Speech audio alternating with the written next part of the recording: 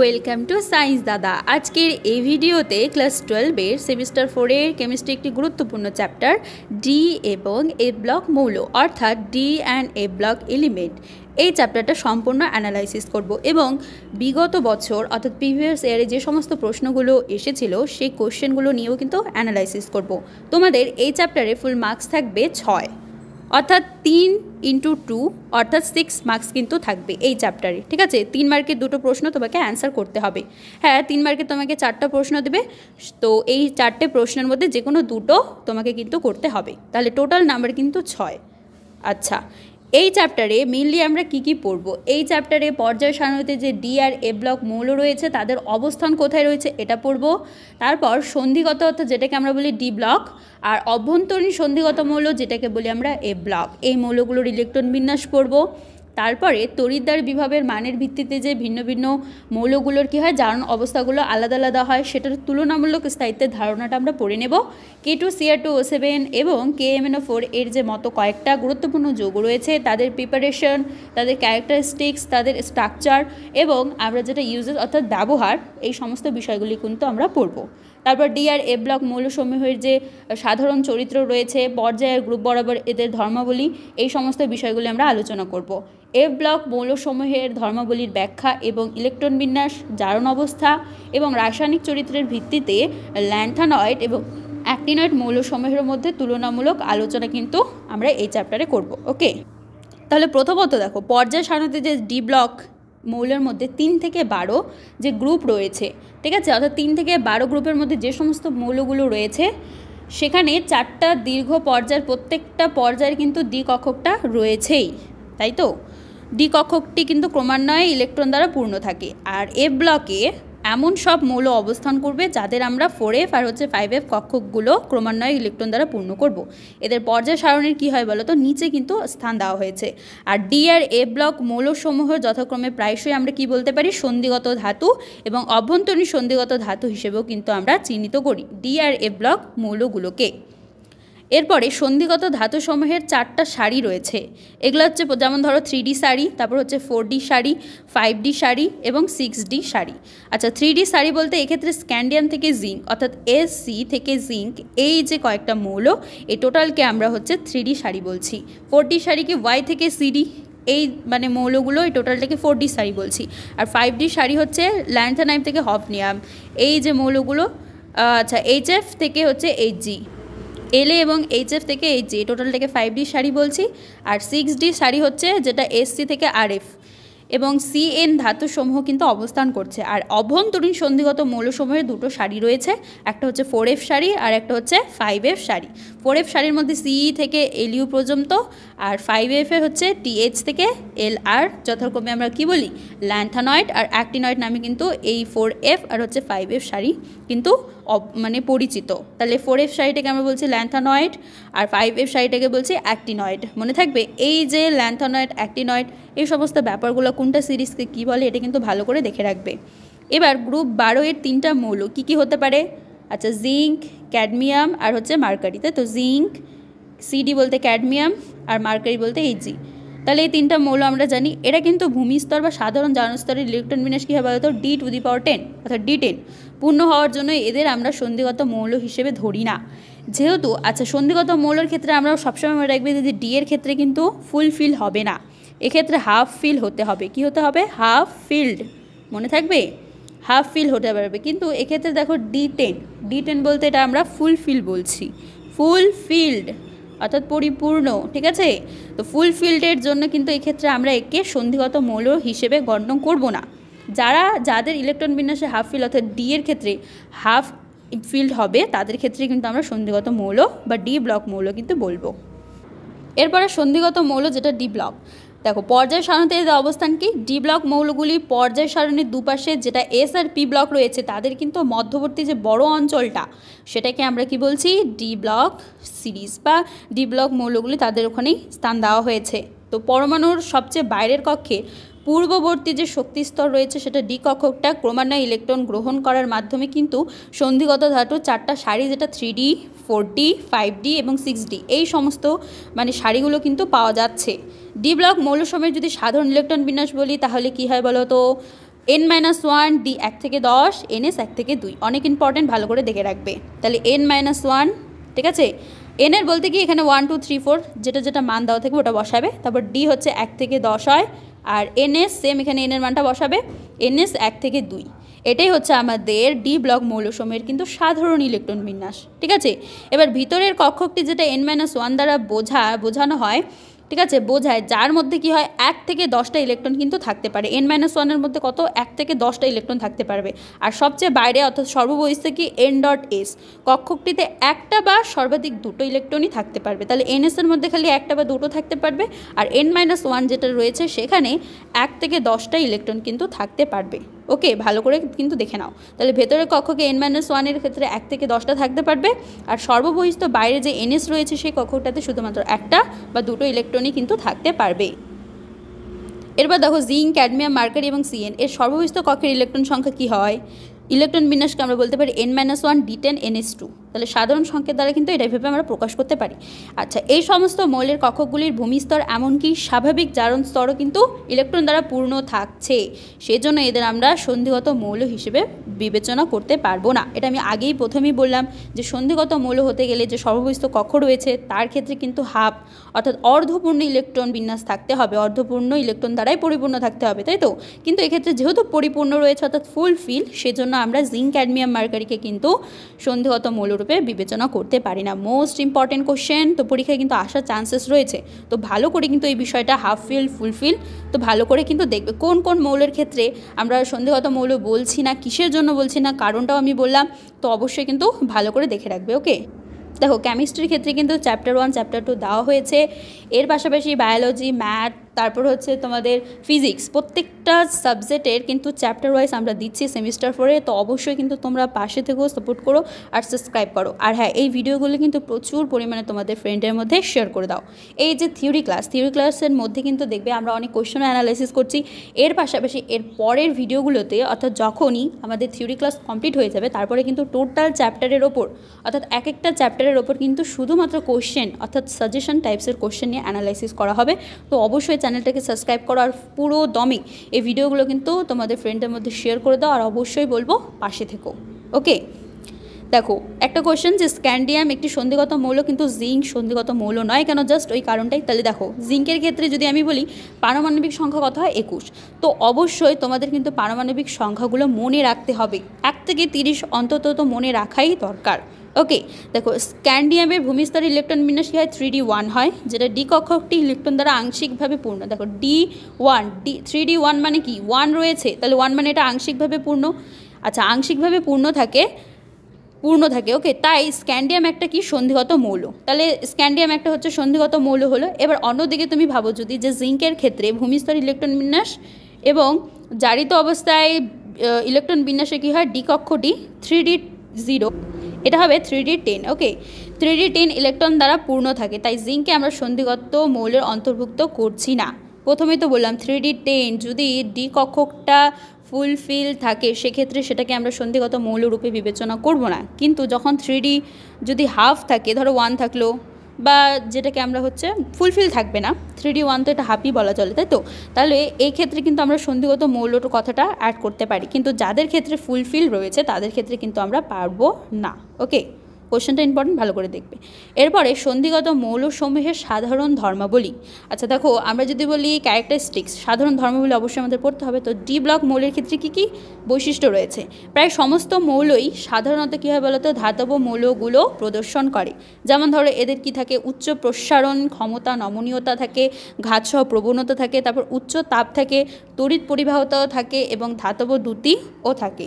আর zinc, cadmium, mercury এবং Mn manganese বাদ দিয়ে সাধারণ উষ্ণতায় তাদের এক বা একাধিক কিন্তু আদর্শ ধাতব গঠনও লক্ষ্য করা যায়। আর সন্ধিগত মৌলের যেমন ব্যতিক্রান্ত তুমি বাদ দিতে পারো কি কি জিঙ্ক, ক্যাডমিয়াম, মার্কারি। এটা দেখো খুবই সোজা, এগুলো ব্যতিক্রম মৌলের মধ্যে পড়ে। জিঙ্ক, ক্যাডমিয়াম, মার্কারি এই তিনটাই জাস্ট ব্যতিক্রম মৌল। তো খুবই শক্ত প্রকৃতির হয় সন্ধিগত মৌল, অর্থাৎ এই তিনটা বাদ দিয়ে প্রত্যেকটা মৌলই কিন্তু শক্ত প্রকৃতির হয়, অর্থাৎ অনেক হার্ড হয়, শক্ত হয়, আর অপেক্ষাকৃত কম উদ্দায়ী প্রকৃতির হয়। আর এদের গলনাঙ্ক স্ফুটনাঙ্ক কিন্তু খুব বেশি হয়, অর্থাৎ উচ্চ পরিমাণে হয়, মনে থাকবে। দেখো Mn এবং Tc বাদ দিয়ে সন্ধিগত মৌলসমূহের গলনাঙ্কের মান যে কোনো সারির ওই বিন্যাসে কিন্তু সর্বাধিক হয়, আর এরপরে পরমাণু ক্রমাঙ্ক বৃদ্ধির সাথে সাথে কিন্তু এর মানটা কমতে থাকে, অর্থাৎ গলনাঙ্কের মানটা কিন্তু কমতে থাকে। যত পারমাণবিক ক্রমাঙ্ক বৃদ্ধি পাবে তার সাথে সাথে কিন্তু যদি কমে আর কি, তাহলে গলনাঙ্কের মানও কিন্তু কমবেই।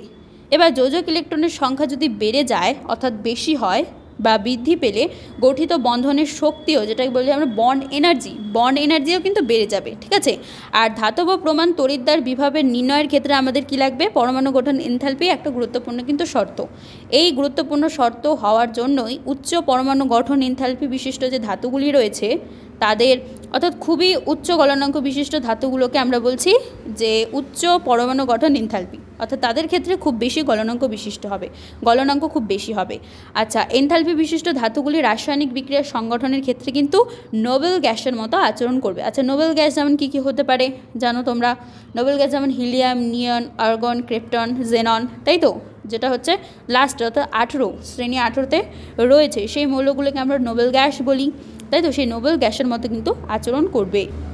এরপরে দেখো একটা রয়েছে গ্রাফশিট, এটা হচ্ছে অ্যাটমিক নাম্বার আর ডেল্টা এইচ পার কিলোজুল মোল ইনভার্স কীভাবে বৃদ্ধি পাচ্ছে স্ট্রাকচারটা দেখো। এটা হচ্ছে রেড কালারের যে মার্কটা রয়েছে এটা হচ্ছে সিরিজ 3 অর্থাৎ 3D সিরিজের হচ্ছে মৌলগুলো, আর সিরিজ 2 এর ক্ষেত্রে যেটা হচ্ছে গ্রিন কালার, গ্রিন তো না ব্লু হচ্ছে তোমার সিরিজ 2 অর্থাৎ 2 নাম্বার সিরিজের, আর গ্রিন কালারে যেটা দেওয়া হয়েছে ওটা হচ্ছে সিরিজ 1। তো ভালো করে এই লেখচিত্রটা দেখবে, ঠিক আছে। ওকে, দেখো এরপরে সন্ধিগত মৌলসমূহের পারমাণবিক আর আয়নীয় আকারের পরিবর্তন। দেখো সাধারণত একটা নির্দিষ্ট সন্ধিগত সারির যে সম আধানযুক্ত রয়েছে সেই সম আধানযুক্ত আয়নগুলির ক্ষেত্রে পরমাণু ক্রমাঙ্ক বৃদ্ধির সাথে কী হবে বলো তো, আয়নীয় ব্যাসার্ধও কিন্তু হ্রাস পাবে। অর্থাৎ আমরা বলতে পারি পরমাণু ক্রমাঙ্কর সাথে আয়নীয় যে ব্যাসার্ধ রয়েছে সেটা কি ব্যস্তানুপাতিক সম্পর্কে রয়েছে, অর্থাৎ একটা বাড়লে কিন্তু আরেকটা কমছে, তাহলে এটাকে আমরা কি বলি, ব্যস্তানুপাতিক সম্পর্ক বলি। তাহলে পরমাণু ক্রমাঙ্ক যদি বেড়ে যায় অর্থাৎ বেশি হয়, ধরো 20, 30, 40 এরকম করে যদি বাড়ে, তাহলে সেক্ষেত্রে কিন্তু আয়নীয় ব্যাসার্ধ যেটা রয়েছে সেটা কিন্তু কম হবে অর্থাৎ কমে যাবে, ঠিক আছে।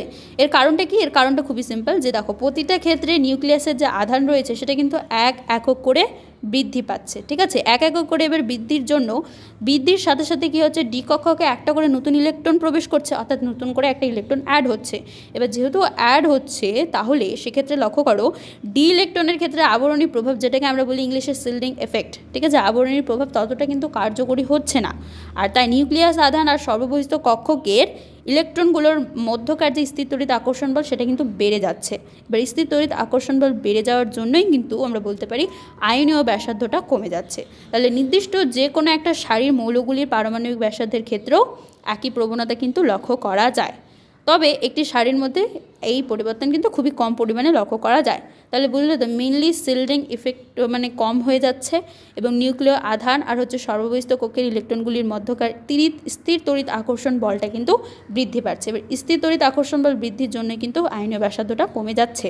ওকে, সেই জন্যই আমরা বলতে পারি পরমাণু ক্রমাঙ্ক বৃদ্ধির সাথে আয়নীয় ব্যাসার্ধ ক্রমশ হ্রাস পায়।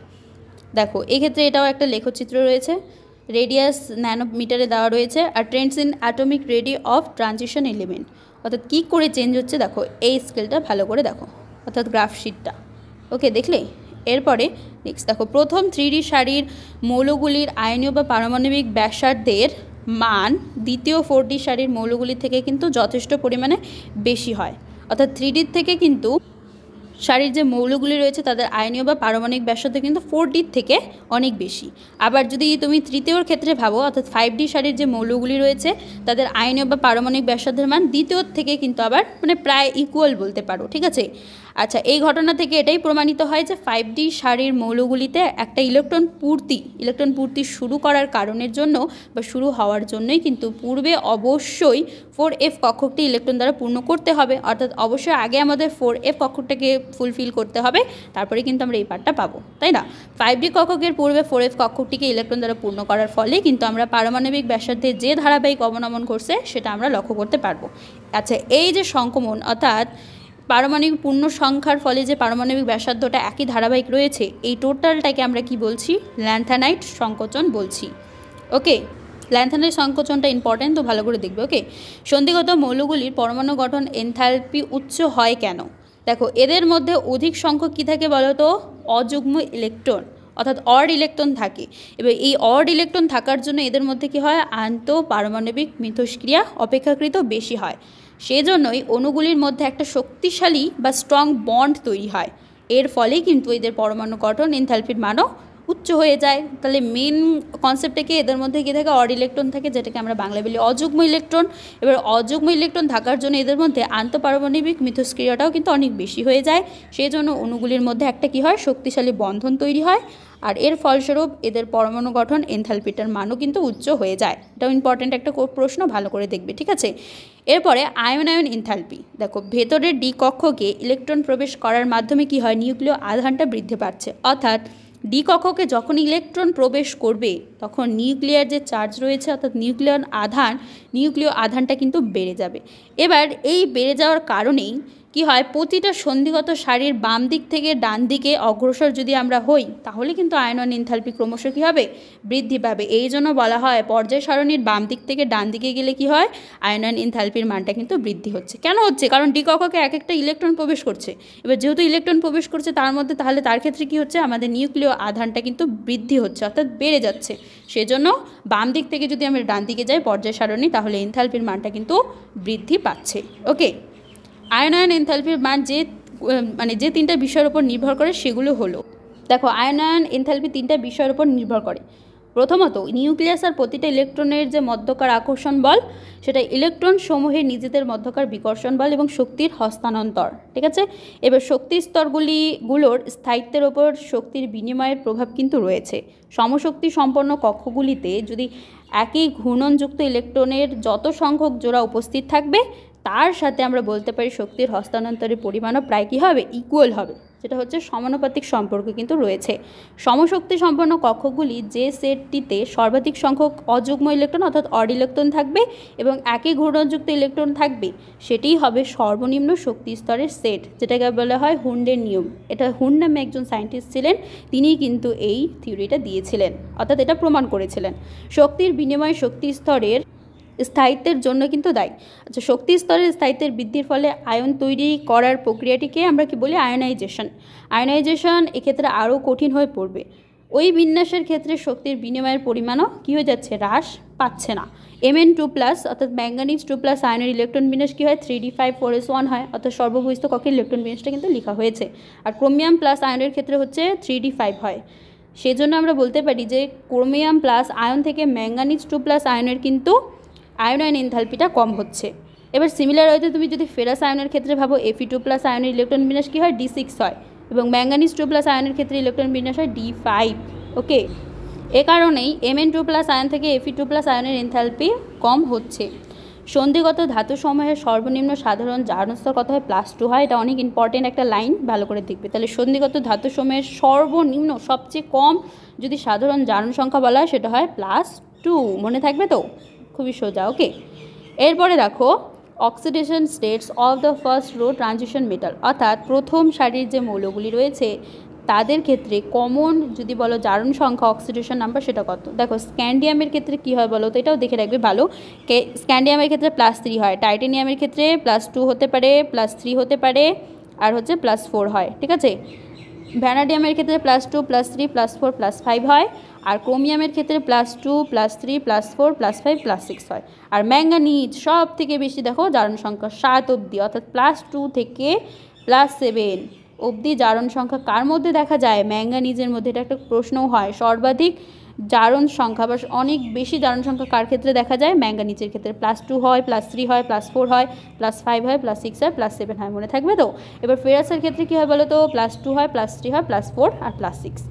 কোবাল্টের ক্ষেত্রে +2 হচ্ছে, +3 হচ্ছে, +4 হচ্ছে। নিকেলের ক্ষেত্রে +2 +3 +4, কপারের ক্ষেত্রে +1 +2, আর জিঙ্কের ক্ষেত্রে কিন্তু +2 হয়। তো এই যে অক্সিডেশন নাম্বার এগুলো কিন্তু ভালো করে মনে রাখবে। সবথেকে বেশি ম্যাঙ্গানিজটা দরকার রয়েছে, ক্রোমিয়ামটাও দরকার। আমি তো বলবো টোটাল সিরিজেরই মৌলগুলোর মানে জারণ সংখ্যা কিন্তু তোমরা দেখে রেখো, অনেক ইম্পর্টেন্ট লাগে। ওকে, এই ভিডিওগুলো কিন্তু প্রচুর পরিমাণে শেয়ার করে দিও তোমাদের ফ্রেন্ডের মধ্যে, বাস আমি এটাই বলবো। ওকে, আর এর পাশাপাশি তো বললামই প্রত্যেকটা চ্যাপ্টারই কিন্তু আমরা অ্যানালাইসিস করে দিচ্ছি, প্রত্যেকটা সাবজেক্টেরই তোমাদের সেমিস্টার 4-এর সব কিন্তু দেওয়া হচ্ছে। তো অবশ্যই সাপোর্ট করো, সাবস্ক্রাইব করো। দেখো, এমন একটি সন্ধিগত মৌলের নাম লিখো যেটি পরিবর্তনশীল জারণ স্তর প্রদর্শন করছে। পরিবর্তনশীল জারণ স্তর মানে কি, তার জারণ স্তরটা চেঞ্জ হবে, সেটা হবে স্ক্যান্ডিয়াম, যার পারমাণবিক ক্রমাঙ্ক কত 21। এটা কিন্তু পরিবর্তনশীল জারণ স্তর প্রদর্শন করছে। তো এই প্রশ্নটা দেখে রাখবে। দেখো, উভয় D4 ইলেকট্রন বিন্যাসযুক্ত হওয়া সত্ত্বেও Cr2+ বিজারক দ্রব্য আর Mn3+ জারক দ্রব্য কেন? এটা তুমি একটু আগে পড়ালাম। দেখো, ক্রোমিয়াম 2+ এর ক্ষেত্রে ইলেকট্রন বিন্যাস কী হয়, D4 থেকে D3 হচ্ছে, মানে পরিবর্তিত হচ্ছে, চেঞ্জ হচ্ছে, অর্থাৎ 4 থেকে +3, 4 থেকে 3। আচ্ছা, এবং D3 ইলেকট্রন বিন্যাসে যে T2G স্তরটা রয়েছে সেটা অর্ধপূর্ণ থাকছে। ওকে, তাহলে এক্ষেত্রে কিন্তু এটা অর্ধপূর্ণ থাকছে। এবং অন্যদিকে Mn3+ থেকে Mn2+ পরিবর্তনের ফলে অর্ধপূর্ণ D5 বিন্যাস কিন্তু পাওয়া যায়, সেজন্য যার অতিরিক্ত স্থায়িত্ব রয়েছে। ওকে, সেই জন্য আমরা বলতে পারি যে কি বলেছে এক্ষেত্রে প্রশ্নটা, যে উভয় D4 ইলেকট্রন থাকা সত্ত্বেও ক্রোমিয়াম 2+ বিজারক দ্রব্য আর ম্যাঙ্গানিজ 3+ জারক দ্রব্য হওয়ার কারণ এক্ষেত্রে এটা অর্ধপূর্ণ রয়েছে D5 বিন্যাস, আর এটার ক্ষেত্রে হচ্ছে তোমাদের 4 থেকে 3D, অর্থাৎ 3D ইলেকট্রন বিন্যাস, যেটা T2G স্তরটা হাফ ফিল্ড রয়েছে। তাহলে বুঝলে। এরপরে দেখো যেটা রয়েছে অক্সিডেশন নাম্বার। আচ্ছা, 3D মেটালগুলো কী কী যৌগ তৈরি করে সে ব্যাপারটা একবার দেখে নিও। ওকে, প্রত্যেকটা 3, 4, 5, 6, 7, 8, 9, 10 গ্রুপের যে মানে মৌলগুলো রয়েছে তারা কী কী কম্পাউন্ড বা যৌগ তৈরি করে সেটা কিন্তু এক্ষেত্রে দেওয়া হয়েছে, তো দেখে নিও অবশ্যই।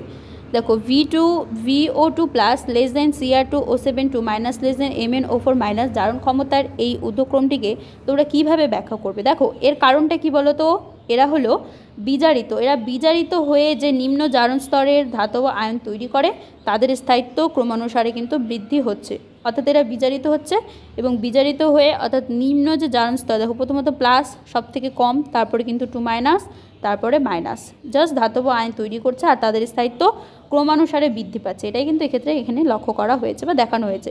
এবার দেখো চৌম্বক ধর্ম। চৌম্বক ভ্রামকের মান অযুগ্ম ইলেকট্রনের সংখ্যা দ্বারা কিন্তু আমরা নির্ণয় করতে পারি। তাহলে চৌম্বক ধর্ম যখনই তোমাকে বলবে, অর্থাৎ চৌম্বক ভ্রামক যেটাকে আমরা মিউ দ্বারা চিহ্নিত করি, মনে থাকবে কি দ্বারা, মিউ দ্বারা। আচ্ছা, মিউ দ্বারা চিহ্নিত করি, যখন এটা থাকবে তার মানে এটা অড ইলেকট্রনের কথা ভাবতে হবে তোমার মাথায়। কি থাকবে, অড ইলেকট্রন বা E-, একই ব্যাপার। তাহলে অড ইলেকট্রন বা অযুগ্ম ইলেকট্রনের সংখ্যা কিন্তু তোমাকে প্রথমত ভাবতে হবে এবং স্পিন অনলি সূত্র ব্যবহার করে এক্ষেত্রে গণনা করতে হবে। তাহলে স্পিন অনলি সূত্র বা ফর্মুলাটা কি, সেই ফর্মুলাটা হচ্ছে μ = N × N+2। N বলতে কি, N বলতে সেই মৌলটা বা যৌগটার ক্ষেত্রে কতগুলো অড ইলেকট্রন রয়েছে সেই মানটা। তাহলে μ = N × N+2 হচ্ছে এটা আমাদের ফর্মুলা। ওকে, মনে থাকবে তো, অনেক সোজা একটা ফর্মুলা আর খুবই ইন্টারেস্টিং অঙ্ক, এখান থেকে কিন্তু অঙ্ক থাকতে পারে, সেজন্য ভালো করে দেখবে। যেখানে N হচ্ছে কি, N হলো অযুগ্ম ইলেকট্রন সংখ্যা আর μ হচ্ছে বোর ম্যাগনেটন Bm। ঠিক আছে, Bm বলতে বোর ম্যাগনেটন এককে কিন্তু প্রকাশ করা হয় চৌম্বক ভ্রামককে, আর বোর ম্যাগনেটন এককে একটা একক অযুগ্ম ইলেকট্রনের চৌম্বক ভ্রামকের মান কত হতে পারে, 1.73 হয়। ঠিক আছে, মনে থাকবে তো, কত, 1.73, মানটা কিন্তু 1.73 হয়। দেখো, জলীয় দ্রবণে পারমাণবিক সংখ্যা কত বলেছে, 25, এবং একটা দ্বিযোজী আয়নের চৌম্বক ভ্রামক কত হবে তা গণনা করতে বলেছে। তাহলে জলীয় দ্রবণে পারমাণবিক সংখ্যা মানে 25 বিশিষ্ট আয়নটার ইলেকট্রন বিন্যাস কী হবে, D5, কারণ এক্ষেত্রে 5টা অযুগ্ম ইলেকট্রন রয়েছে। তো যেহেতু 5টা অযুগ্ম ইলেকট্রন রয়েছে তাহলে খুবই সিম্পল, খালি জাস্ট N এর জায়গায় 5 বসিয়ে দাও, তাহলে μ = √5 × 5 + 2। ওকে, তাহলে দেখো এটা ক্যালকুলেশন করলে আমাদের 5.92 BM তো লিখতে হবে বোর ম্যাগনেটন, তাহলে এটা কিন্তু আমাদের অ্যান্সার বেরিয়ে গেল। এরপরে দেখো রঙিন আয়নের গঠন। যখন কোনো একটা ইলেকট্রন নিম্ন স্তর শক্তি সম্পন্ন কক্ষক থেকে কী হয়, উচ্চতর শক্তি সম্পন্ন কক্ষকে স্থানান্তরিত হয়, তখন কিন্তু এই স্থানান্তরের জন্য প্রয়োজনীয় একটা শক্তি যে কম্পাঙ্কের আলোকরশ্মি শোষণের মাধ্যমে হয়েছে তার সাথে কিন্তু সামঞ্জস্যপূর্ণ হয়। যেমন ধরো, এটা যদি তুমি ভাবো, এটা কি নিউক্লিয়াস, পজিটিভ নেগেটিভ দুটোই রয়েছে আর চারপাশে কিন্তু ইলেকট্রনগুলো ঘুরছে, তাই তো, ঘুরছে। এবার কোনো কারণে এই প্রথম কক্ষক থেকে যখন ফার্স্ট কক্ষক থেকে যখন কী হবে, সেকেন্ড বা থার্ড বা ফোর্থ যে কোনো সেই যাক না কেন, স্তরেই যাক না কেন, তখন কী হয় বলো তো, একটা শক্তি বা এনার্জি কিন্তু রিলিজ হয়, অর্থাৎ এনার্জি কিন্তু বের হচ্ছে। এবার এই এনার্জি বেরোনোর ফলে কী হচ্ছে, আলোকরশ্মি, একটা কম্পাঙ্ক বেরোয়, এই কম্পাঙ্কের আলোকরশ্মি কিন্তু শোষিত হয়ে যাচ্ছে এবং শোষিত হওয়ার পরেই কিন্তু কী হচ্ছে বলো তো, একটা কালার ফর্মেশন করছে। আলোক রশ্মির এই সকল কম্পাঙ্কগুলি সাধারণত আমরা চোখে দেখছি, এবং চোখে দেখার পরে আমরা বলতে পারছি এটা লাল, নীল, সবুজ বা বিভিন্ন কালার কিন্তু হচ্ছে। আলোক রশ্মির কম্পাঙ্কের মধ্যেই কিন্তু সীমাবদ্ধ থাকছে। এরপরে শোষিত আলোক রশ্মির যে পরিপূরক বর্ণটি পরিলক্ষিত হবে, লিগ্যান্ডের প্রকৃতির ওপর নির্ভর করেই কিন্তু শোষিত আলোক রশ্মির কম্পাঙ্ক স্থির করা হবে। যেমন দেখো যে কনফিগারেশন অর্থাৎ 3D0 যদি হয়, যেমন স্ক্যান্ডিয়াম 3+এর ক্ষেত্রে এটা কালারলেস, অর্থাৎ কোনো কালার থাকে না, বর্ণহীন হয়। 3D10 টাইটানিয়াম 4+এর ক্ষেত্রে কালারলেস হয়। Ti3+ পার্পেল হচ্ছে, V4+ হচ্ছে ব্লু হচ্ছে, ওকে, V4+ আর V3+ গ্রিন হচ্ছে, V2+ কি হচ্ছে ভায়োলেট অর্থাৎ বেগুনি হচ্ছে। Cr ক্রোমিয়ামও কিন্তু এক্ষেত্রে ভায়োলেট হচ্ছে, ম্যাঙ্গানিজও ভায়োলেট হচ্ছে, কিন্তু Cr2+ যদি বলো তাহলে সেটা আবার ব্লু হচ্ছে। ম্যাঙ্গানিজ 2+ হচ্ছে পিঙ্ক, ফেরাস 3+ হচ্ছে তোমার ইয়েলো, আর Fe2+ হচ্ছে তোমার কি হচ্ছে গ্রিন, আর CO3+ আর CO2+ হচ্ছে ব্লু পিঙ্ক, Ni2+ হচ্ছে গ্রিন, Cu2+ হচ্ছে ব্লু, আর Zn2+ হচ্ছে কালারলেস। এইগুলো কিন্তু কালার অবশ্যই দেখে রাখবে, আর অবশ্যই কনফিগারেশনটাও অর্থাৎ যেটা ইলেকট্রন বিন্যাস বলে, ইলেকট্রন বিন্যাসটাও কিন্তু দেখে রাখবে, ঠিক আছে। এরপরে জটিল যৌগ গঠন। দেখো ধাতব আয়নের সাথে অ্যানায়ন প্রশম অণু যুক্ত হয়ে কিন্তু নির্দিষ্ট বৈশিষ্ট্যের একটা জটিল আয়ন বা যৌগ তৈরি করছে, যেটাকে আমরা বলবো জটিল যৌগ। যেমন ধরো যেই যৌগগুলোকে আমরা থার্ড ব্র্যাকেটের ভিতরে লিখি সেগুলোকেই কিন্তু আমরা জটিল যৌগ বলি। যেমন ধরো এফিসিয়েন্ট হোল 6⁻3-, তারপর এফিসিয়েন্ট 6⁴ CuNH3 হোল 4⁻2+, PtCl4⁻2-, এই সবগুলি কিন্তু জটিল যৌগের মধ্যে পড়ছে। তাহলে দেখলে তো থার্ড ব্র্যাকেটে যে সমস্ত যৌগগুলিকে আমরা লিখি সেগুলোকে কিন্তু আমরা জটিল যৌগ বলছি। সন্ধিগত ধাতুগুলি বিশাল সংখ্যক জটিল যৌগ তৈরি করে। এর কারণ কি? এর কারণ হচ্ছে ধাতব আয়নগুলির তুলনামূলক ক্ষুদ্র আকার, অর্থাৎ ধাতব যে আয়নগুলি রয়েছে, সন্ধিগত ধাতুগুলির কথা ভাবো, এদের আকারটা ছোট হয়, এদের ক্ষেত্রে উচ্চ আয়নায়ন আধান থাকে, আয়নীয় আধান থাকে, বন্ধন তৈরি করার জন্য দ্বিকক্ষকের প্রাচুর্যতাও রয়েছে, তাই তো। দেখো অন্তঃস্থানিক যৌগের গঠন। ধাতব কেলাস জালকের অন্তঃস্থলে কি হাইড্রোজেন, কার্বন, নাইট্রোজেনের মতো কিছু ক্ষুদ্র পরমাণু আবদ্ধ হওয়ার মাধ্যমে যে সকল যৌগ উৎপন্ন হয় তাদের কিন্তু অন্তঃস্থানিক যৌগ আমরা বলছি। যেমন TiC, Mn4, Mn4n, Fe3H। ওকে, উল্লিখিত সংকেতগুলি ধাতুসমূহ কোনো নির্দিষ্ট জারণ স্তরে কিন্তু থাকছে না, তাদের এই ধরনের যে সংযুক্তি, এবং এই সংযুক্তির জন্য কি হচ্ছে বলো তো, অন্তঃস্থানিক একটা যৌগ তৈরি হচ্ছে। এই সমস্ত যৌগের মুখ্য ভৌত এবং রাসায়নিক বৈশিষ্ট্যগুলি হচ্ছে নিম্নরূপ। যেমন ধরো এদের গলনাঙ্ক কী হয়, খুব বেশি হয়, বিশুদ্ধ ধাতুর গলনাঙ্ক থেকেও বেশি হয়। এটা খুবই শক্ত প্রকৃতির, হার্ড প্রকৃতির হয়। আর কয়েকটা বোরাইট যৌগতে হীরকের মতও কিন্তু শক্ত। ভাবছো হীরক কতটা টাইট হয় বা শক্ত হয় না, হার্ড হয়, সেগুলোর মতো এদের মধ্যে ধাতব পরিবাহিতা বজায় থাকে, আর এরা রাসায়নিকভাবে কি হয়, নিষ্ক্রিয় প্রকৃতির হয়।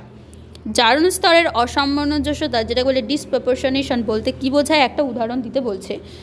যখন কোনো নির্দিষ্ট জারণ স্তর একটি নিম্ন বা উচ্চ জারণ স্তর থেকে অপেক্ষাকৃত কম স্থায়ী হয়, তখন সেটা অসামঞ্জস্যতা প্রদর্শন করবে। তাহলে একটা নির্দিষ্ট জারণ স্তর থেকে কি হবে, নিম্ন বা উচ্চ জারণ স্তর থেকে অপেক্ষাকৃত কম স্থায়ী, তখন সেটা অসামঞ্জস্যতা প্রদর্শন করবে।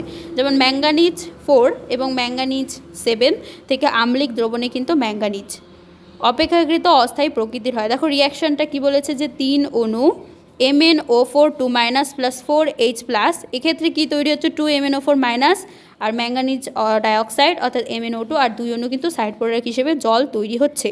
ওকে, তাহলে এই রিয়াকশনটা ভালো করে দেখবে। ওকে, আচ্ছা, এরপরে সন্ধিগত মৌলগুলির কয়েকটা গুরুত্বপূর্ণ যৌগ, যেমন ধরো ধাতুর অক্সাইড এবং অক্সো অ্যানায়ন সমূহ। এই ধরনের অক্সো অ্যাসাইডগুলি সাধারণত উচ্চ উষ্ণতায় ধাতুর সাথে অক্সিজেনের বিক্রিয়ার দ্বারা কিন্তু তৈরি হয়। অর্থাৎ ধাতুর সাথে কী হবে, অক্সিজেনের বিক্রিয়া হবে, এবং বিক্রিয়ার পরেই কিন্তু যৌগটা তৈরি হবে। স্ক্যান্ডিয়াম বাদ দিয়ে সমস্ত যে ধাতুগুলি রয়েছে, অর্থাৎ এমও ধরনের অক্সাইডগুলি, এম বলতে কিন্তু এক্ষেত্রে বিভিন্ন মেটাল বা যৌগগুলো কিন্তু বসবে। ওকে, যেমন ধরো CaO হতে পারে, তাই তো, NaO হতে পারে, এগুলো অক্সাইড গঠন করবে এবং এগুলি আয়নীয় প্রকৃতির কিন্তু হবে। অক্সাইডগুলিতে উপস্থিত ধাতুগুলি কিন্তু সর্বোচ্চ জারণ সংখ্যা গ্রুপ সংখ্যার সমান হয়। যেমন Ac2O3 থেকে যদি অগ্রসর হয়ে Mn2O7 এসে সর্বোচ্চ জারণ সংখ্যা কিন্তু পাওয়া যাবে। এবার অক্সাইডগুলি ছাড়া অক্সো অ্যাসাইডগুলি, যেমন ধরো ভ্যানাডিয়াম রূপে VO2+, তারপর অ্যাজ এ VO4+ রূপে কিন্তু থাকে। TI রূপে কি থাকতে পারে, TiO2+ রূপে স্থায়িত্ব অর্জন করছে। জারণ সংখ্যা বৃদ্ধি পেলে কোনো ধাতুর আয়নীয় চরিত্র হ্রাস পায়। আর ম্যাঙ্গানিজের ক্ষেত্রে Mn2O7 হলো একটা কি সবুজ বর্ণের সমযোজী তরল। তাহলে Mn2O7 এর ক্ষেত্রে কালারটা কী হয় বলো তো, সবুজ বর্ণের সমযোজী একটা তেল। এমনকি CrO3 আর V2O5 এর গলনাঙ্ক কিন্তু খুবই কম হয়। তাহলে CrO2 আর V2O5 এর গলনাঙ্ক কম। আর এই ধরনের উচ্চতর অক্সাইড সমূহে আম্লিক চরিত্র ভীষণভাবে প্রকট হয়। এবার পটাশিয়াম ডাইক্রোমেট, যেটা সংকেত কি K2Cr2O7। পটাশিয়াম দ্বাইক্রোমেট একটা গুরুত্বপূর্ণ রাসায়নিক দ্রব্য যা চর্মশিল্পে কিন্তু ব্যবহার করা হয়। আর বহু সংখ্যক অ্যাজো যৌগের প্রস্তুতি বা তৈরি করার জন্যও আমাদের জারক দ্রব্য হিসেবে পটাশিয়াম ডাইক্রোমেট ইউজ করা হয়। ডাইক্রোমেট যৌগগুলি সাধারণত ক্রোমেট যৌগ থেকে তৈরি করা হয়, অর্থাৎ প্রস্তুত করা হয়। আর ক্রোমেট যৌগগুলি আবার অতিরিক্ত মুক্ত বায়ুতে ক্রোমাইট খনিজের, যেমন ধরো FeCr2O4 এর সাথে সোডিয়াম বা পটাশিয়াম কার্বনেটকে উচ্চ তাপে গলিয়ে প্রস্তুত করা হচ্ছে। সোডিয়াম কার্বনেটের সাথে বিক্রিয়াটি নিম্নলিখিতভাবে সংগঠিত হয়। দেখো বিক্রিয়াটা ভালো করে দেখো, 4 অণু FeCr2O7 আর 8 অণু Na2CO3 নেওয়া হয়েছে আর 7 অণু অক্সিজেন নেওয়া হয়েছে। তো এক্ষেত্রে আমাদের 8 অণু Na2CrO4 তৈরি হচ্ছে আর 2 অণু Fe2O3 আর 8 অণু কিন্তু কার্বন ডাইঅক্সাইড তৈরি হচ্ছে। তো রিয়াকশনটা ভালো করে দেখবে, ওকে। এরপরে পটাশিয়াম পারম্যাঙ্গানেট, যেটা সংকেত MnO2। আচ্ছা, ম্যাঙ্গানিজ ডাইঅক্সাইডকে আমরা ক্ষার ধাতুর হাইড্রোক্সাইডের উপস্থিতিতে KNO3 এর মতো কিন্তু জারক দ্রব্যের সঙ্গে উচ্চ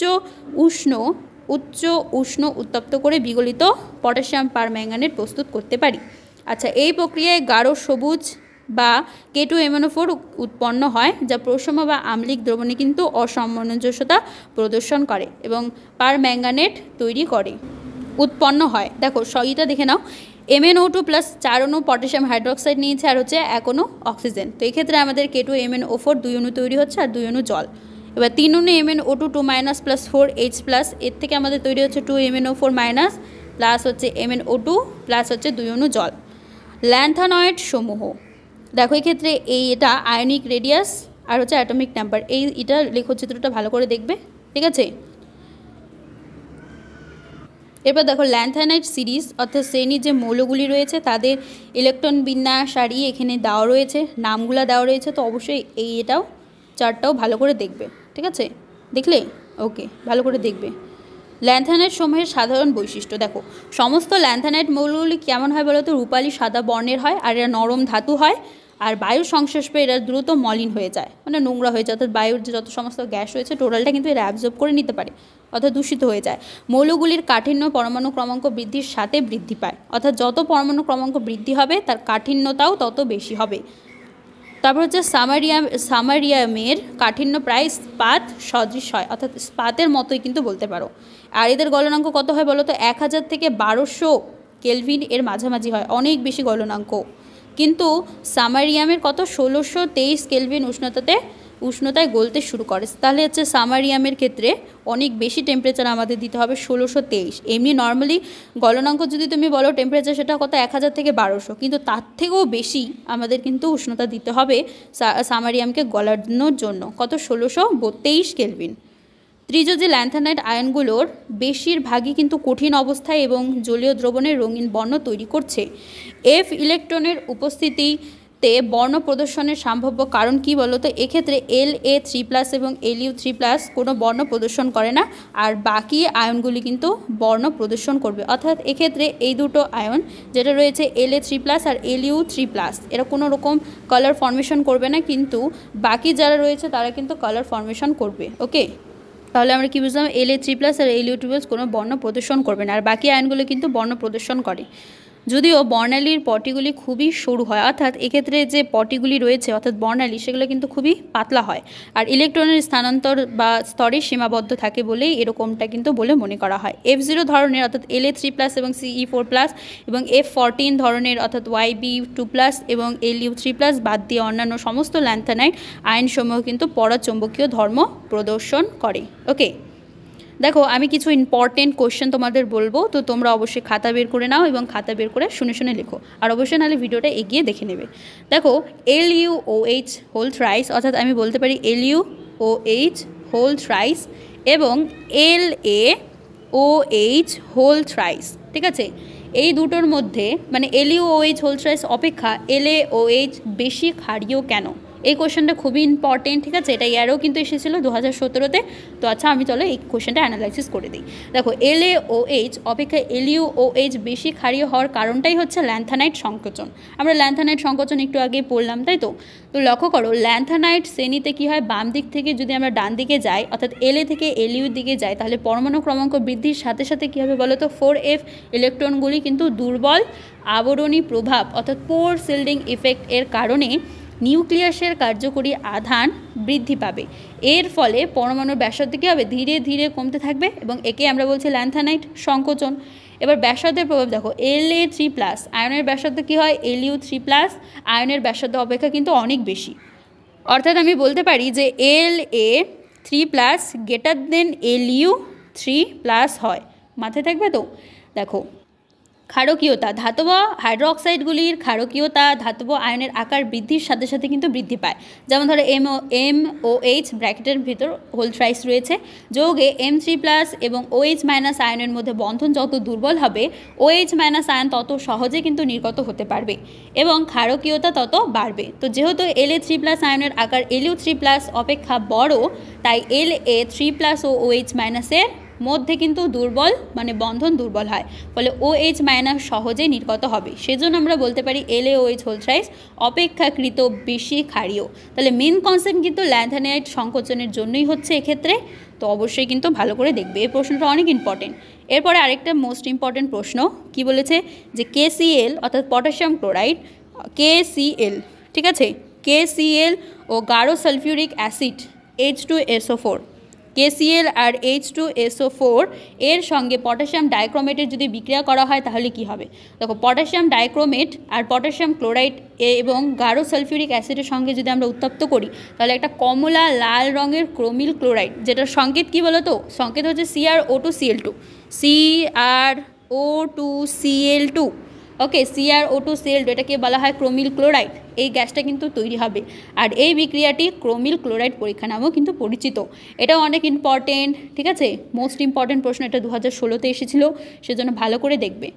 এরপরে আরেকটা মোস্ট ইম্পর্টেন্ট প্রশ্ন, অ্যাক্টিনয়েড মৌলগুলির আয়তন সংকোচন ল্যান্থানাইট মৌল অপেক্ষা বেশি হয় কেন। এই প্রশ্নটা অনেক ইম্পর্টেন্ট, ভালো করে শুনবে, ঠিক আছে। কি বললাম আমি, অ্যাক্টিনাইড মৌলগুলির আয়তন সংকোচন ল্যান্থানাইট মৌল অপেক্ষা বেশি কেন। দেখো অ্যাক্টিনাইড মৌলগুলির আয়তন সংকোচন, যেটাকে আমরা বলি অ্যাক্টিনাইড সংকোচন, আর ল্যান্থানাইট সংকোচন অপেক্ষা কিন্তু বেশি। এর প্রধান কারণটা কি, প্রধান কারণটা হলো 4f ইলেকট্রনগুলির দুর্বল আবরণী প্রভাব অর্থাৎ পোর শিল্ডিং ইফেক্ট। দেখো F অরবিটাল ল্যান্থানাইট মৌলগুলি বা ল্যান্থানাইটগুলির ক্ষেত্রে ইলেকট্রন 4f অরবিটালে প্রবেশ করে, এটা তোমরা সবাই জানো, 4f অরবিটালে কিন্তু প্রবেশ করছে এবং প্রবেশ করলো, এবং আর অ্যাক্টিনাইটগুলির ক্ষেত্রে ইলেকট্রন 5f অরবিটালে প্রবেশ করছে। আর আকার বা আবরণী প্রভাব এক্ষেত্রে কী হচ্ছে, F অরবিটালের আকার বেশ কী হয়, মানে ছড়িয়ে ছিটিয়ে থাকে, অর্থাৎ বেশ বড় হয়, বেশ ছড়ানো হয় এবং এরা কেন্দ্রক থেকে দূরে অবস্থিত থাকে, অর্থাৎ প্লাস মানে নিউক্লিয়াস থেকে কী হয় বা কেন্দ্রক থেকে কিন্তু খুবই দূরে অবস্থান করে। আর 5f অরবিটালগুলি 4f অরবিটাল অপেক্ষা আরও বেশি ছড়ানো হয় এবং কম সুষম প্রতিসম হয়। এবার এর ফলে কি হচ্ছে, 5f ইলেকট্রনগুলির আবরণী প্রভাব 4f ইলেকট্রনগুলির আবরণী প্রভাব অপেক্ষা অনেক দুর্বল হচ্ছে। আর এর ফলে অ্যাক্টিনয়েড শ্রেণীতে নিউক্লিয়াসের যে কার্যকর আধান সেটা কি হচ্ছে, বেড়ে যাচ্ছে। নিউক্লিয়াসের কার্যকরী আধান বৃদ্ধির জন্য বা বৃদ্ধি পাওয়ার জন্য বা বৃদ্ধি প্রভাবের জন্য আরও কিন্তু প্রকট হচ্ছে, এবং যার ফলে অ্যাক্টিনয়েড সংকোচন ল্যান্থানাইট সংকোচন অপেক্ষা কিন্তু অনেক বেশি হয়। এরপর আরেকটা কোশ্চেন যে ল্যান্থানাইট সংকোচন কী, এর কারণটা কী। দেখো ল্যান্থানাইট সংকোচন তো বললামই যে পর্যায় সারণী যখন ষষ্ঠ পর্যায়ে ল্যান্থানাম অর্থাৎ La থেকে শুরু করে লুটেশিয়াম যেটা Lu পর্যন্ত ল্যান্থানাইট শ্রেণীতে বাম দিক থেকে ডান দিকে গেলে পরমাণু ক্রমাঙ্ক কী হয়, বেড়ে যায়। এবার বৃদ্ধির সাথে সাথে পরমাণুর যে ব্যাসার্ধ এবং তাদের ট্রাই পজিটিভ আয়ন যেমন M3+ এর ব্যাসার্ধ কিন্তু ধীরে ধীরে বৃদ্ধি পায়, কিন্তু নিয়মিতভাবে হ্রাস পেতে থাকে। প্রথমত বৃদ্ধি পায়, ব্যাসার্ধ ধীরে ধীরে এবং নিয়মিতভাবে কিন্তু হ্রাস পেয়ে যাচ্ছে। আচ্ছা, যেহেতু কমে যাচ্ছে বা হ্রাস পাচ্ছে, সেজন্য ব্যাসার্ধের এই ক্রমশ হ্রাস পাওয়ার ঘটনাকে আমরা ল্যান্থানাইট সংকোচন বলছি। কারণটা কি, ল্যান্থানাইট সংকোচনের প্রধান কারণই হলো 4f ইলেকট্রনগুলির দুর্বল আবরণী প্রভাব, পোর শিল্ডিং ইফেক্ট, মনে থাকবে। আচ্ছা ওকে, তাহলে আমরা কিছু মোস্ট ইম্পর্টেন্ট প্রশ্নগুলো জেনে নিলাম। তো অবশ্যই আমি যে প্রশ্নগুলো বললাম সেগুলো কিন্তু তোমরা ভালো করে দেখবে। এরপরে দেখো অ্যাক্টিনয়েড মৌলগুলির সেম নাম রয়েছে, অ্যাটমিক নাম্বার রয়েছে, সিম্বল রয়েছে, এইগুলো কিন্তু এই চার্টটা ভালো করে দেখবে, ঠিক আছে, অনেক ইম্পর্টেন্ট। দেখো ল্যান্থানাইড সারির এমন একটি সদস্যের নাম করো যেটি সুবিদিতভাবে +4 জারণস্তর প্রদর্শন করবে। দেখো এক্ষেত্রে এটা সিরিয়াম হবে 58। দেখো এই যে ফার্স্ট কোশ্চেনটার অ্যান্সার আমি বলে দিয়েছি, সেকেন্ড কোশ্চেনের অ্যান্সার বলে দিয়েছি, তো অবশ্যই দেখে নাও কোশ্চেনগুলো, আমার কিন্তু অ্যান্সার বলা হয়েছে। ওকে, দেখো অ্যাক্টিনাইড মৌলগুলির আয়তন সংকোচন এটাও বললাম। ওকে, তো ভালো করে কিন্তু দেখবে। এর পরের ভিডিওতে আমি টোটাল কোশ্চেনগুলো কিন্তু ফুল অ্যানালাইসিস করে দেবো, তো অবশ্যই তোমরা চ্যানেল সাবস্ক্রাইব করবে। ওকে, আর হচ্ছে অবশ্যই সাপোর্ট করো। আর তোমাদের মানে আমি চ্যাপ্টার 1 চ্যাপ্টার 2 দিয়ে দিয়েছি, এটা চ্যাপ্টার 3 এবং চ্যাপ্টার 4, 5, 6 সম্পূর্ণ কিন্তু এই চ্যানেলেই প্রোভাইড করা হবে, তো অবশ্যই কিন্তু তোমরা এখনই সাবস্ক্রাইব করো, সাপোর্ট করো। আর হ্যাঁ, নেক্সট ভিডিওতে আমি টোটাল কোশ্চেন অ্যানালাইসিস করে দেবো তোমাদের এয়ারে, বা তোমাদের ইম্পর্টেন্ট সাজেশনও বলতে পারো। টোটাল প্রশ্ন কিন্তু আমি অ্যানালাইসিস করব, অবশ্যই সাপোর্ট করো, সাবস্ক্রাইব করো। ওকে, আর এই ভিডিওটা অবশ্যই লাইক করো, কমেন্ট করো, আর অবশ্যই শেয়ার করে দাও ফ্রেন্ডের মধ্যে। ওকে, খুব ভালো থেকো, মন দিয়ে পড়াশোনা করো।